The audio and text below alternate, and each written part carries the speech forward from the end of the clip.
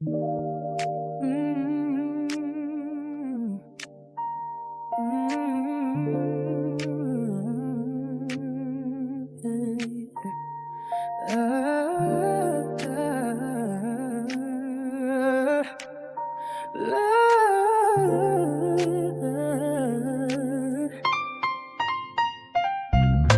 Habang nasa trabaho ko sa ibang lugar, lagi ang ating tawagan sa cellphone. Laging bukang bibig, kumain ka na ba? Mag-ingat ka dyan, dito lang ako nag-aantay sa'yo.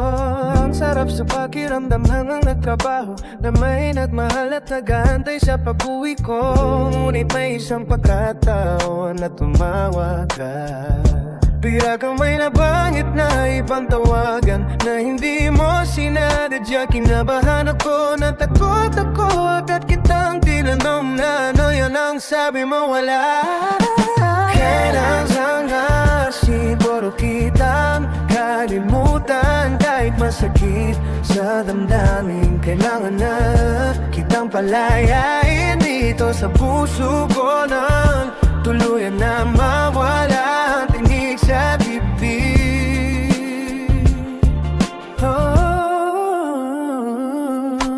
Ilang libo ka rin na hindi na tumawa, simula na nabanggit mo ang tawagan, hindi para sa atin.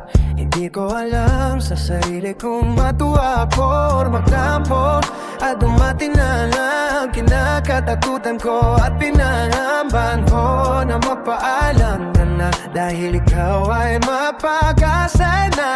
Biglang tumulo ang aking luha na hindi ko na malaya. Ang tanong ko sa sariling luha ba ng sakit na dulot mo? Oh, luha, dahil napalaya ka na.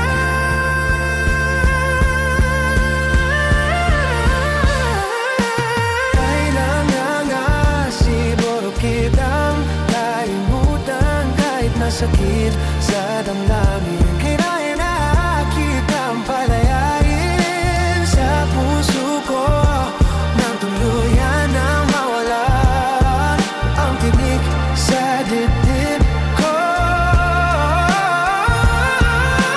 Kailangan natin ang kalimutan at tuluyan ng ibaon sa limot sa aking isipan. Biglang tumulo ang luha ko na hindi ko na malaya. Ang tanong ko sa sarili, oh, luha ba ito ng sakit?